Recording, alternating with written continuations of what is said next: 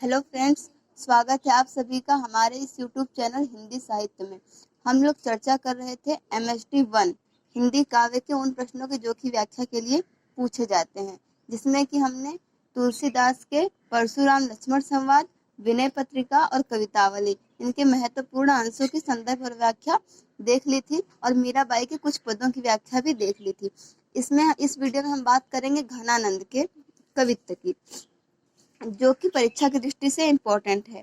तो इसमें हम लोग दो पद देखेंगे। पहला है, भोर ते सांझ लो कानन और निहारती, बावरी ने कुनहारती, सांझ ते भोर लो तारनी ताकिबो, तारनी सो एक तारन टारती, जो कहूँ भावतो दीठी परे, घनानंद आसुने अवसर गारती, मोहन सोहन जोहन की, लगिए रहे आखिन के उर आरती। यह जो है यह कवित्व पिछली परीक्षा में पूछा गया था और आने वाली परीक्षा में पूछा जा सकता है, इसलिए हम लोग इसका संदर्भ और व्याख्या देखते हैं। संदर्भ हम लोग इसका उसी प्रकार लिखेंगे जिस तरह की पहले लिखते थे। प्रस्तुत पंक्तियां हमारी पाठ्य पुस्तक MSD 1 हिंदी काव्य के घनानंद कवित्व नामक शीर्षक से ली गई हैं, जिसके रचयिता रीतिकाल के प्रसिद्ध कवि घनानंद जी हैं। ये तो संदर्भ हो गया। अब आइए इसकी व्याख्या देख लेते हैं। कवि घनानंद जी कहते हैं कि यह बावली विरहिणी प्रातः काल से सायंकाल तक प्रिय कृष्ण की प्रतीक्षा करती हुई वन की ओर देखते हुए थकती नहीं है। इसी प्रकार सायं से प्रातः तक आकाश में तारों को एकटक निहारती हुई पल के लिए भी अपनी दृष्टि नहीं हटाती है। यदि कृष्ण दर्शन को लालायित इस विरहिणी को कभी इसके मन भावन सामने दिख जाते हैं तो यह पगली उस सुअवसर को अपने आंसुओं में गंवा देती है। इसके नेत्रों से जो आंसू बहते हैं इसे जी भरकर अपने प्रियतम को देखने ही नहीं देते हैं। यही कारण है कि इसकी आंखों को सुंदर मनमोहन को देखने की अथवा मनमोहन को सामने देखने की इच्छा और लालसा कभी संतुष्ट नहीं हो पाती। इसके नेत्र अपने परम प्रिय को सदा अपने सामने ही देखते रहना चाहते हैं।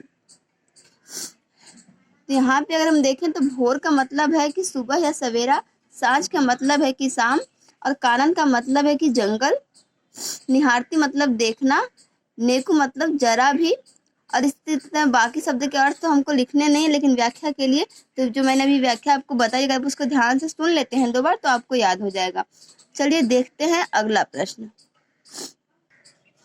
अगली पंक्तियां हैं, अति सूधो स्नेह को मार्ग है, जहाँ नेक सयानप बांक नहीं, तहाँ सांचे चले तजी आपन पो, झजके कपटी जे निशांक नहीं, घनानंद प्यारे सुजान सुनो, यहाँ एक ते दूसरी आंक नहीं, तुम कौन दोपाटी पढ़े हो, कहो मन लेहु पे देहु छटाक नहीं।